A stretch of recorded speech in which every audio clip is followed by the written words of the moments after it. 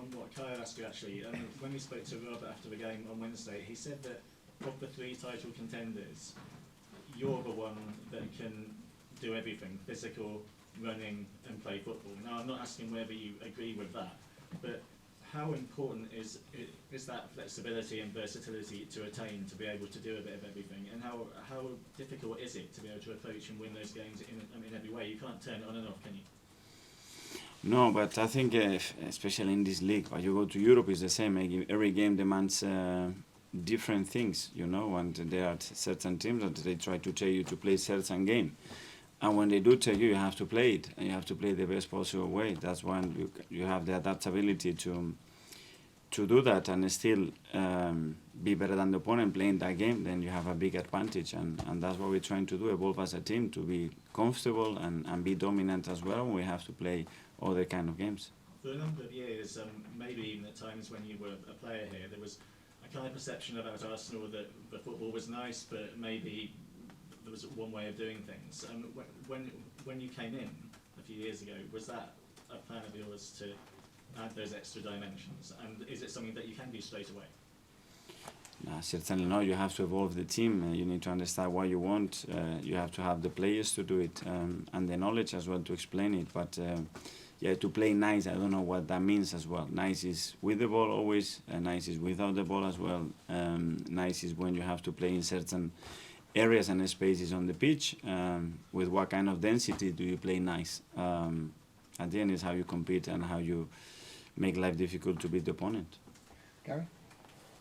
You look at your sort of disciplinary, you got the best record this season. A few years ago you didn't. What have you done? Because obviously I know you've got a physical, you still want to be physical, as Nick says, but what have you done, I know you have more of the ball, to kind of stop them fouling? Stop talking about it, probably. Remember when we used to talk a lot about it, what you're going to say? Come on, let's play with 11, and then you make it worse sometimes. I don't know. Probably we haven't been talking about it that much, and maybe that was a factor. I don't know. Really? It can be. I don't know.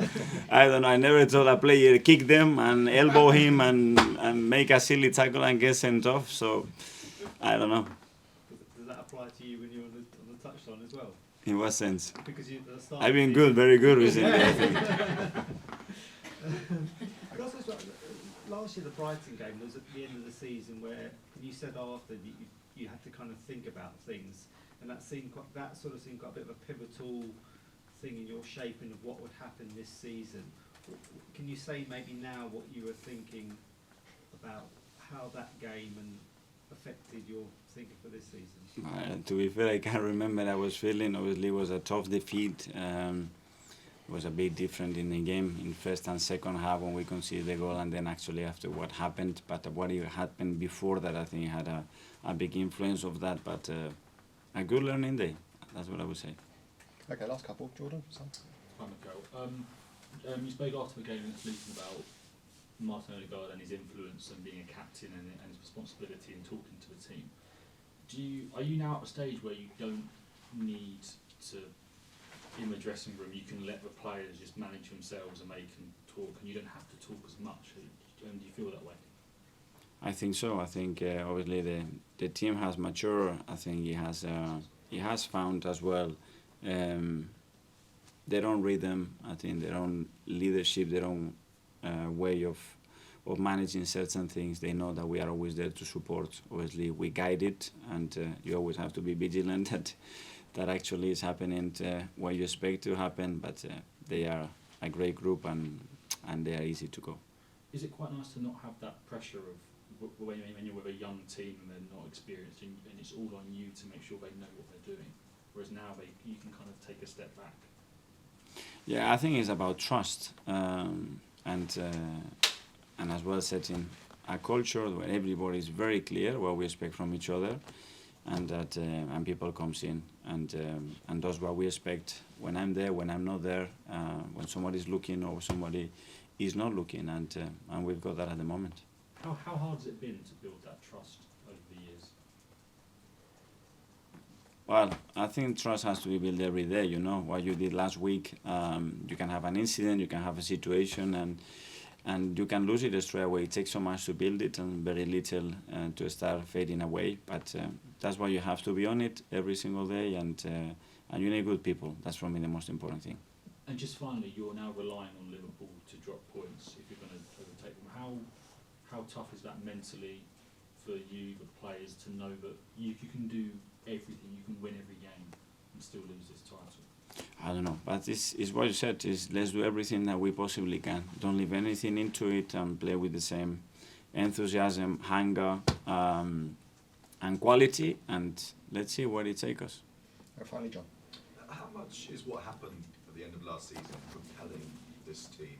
If you just gone to Manchester City and stopped them completely, and obviously went with this smash last season, now you've got the ghost of Brighton coming back as well. Is it last season? Is it helping? What happened? Well, I hope it's helping.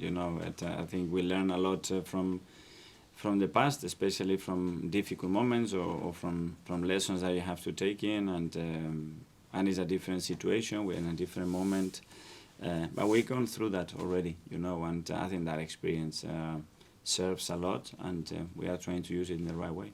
And given what's happened with Manchester City and Liverpool in the past, they've literally won every game at the end of seasons.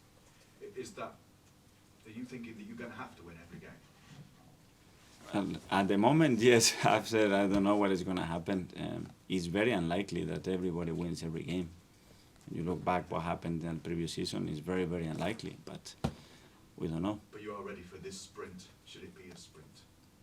I'm ready for tomorrow's sprint. That is going to be a really tough one against an opponent that, as you could see, against Liverpool again, how difficult they made it, and we're going to have to be really good tomorrow. Okay, Bob. Yeah. Thanks a lot. Thank you. Thank you. Good luck.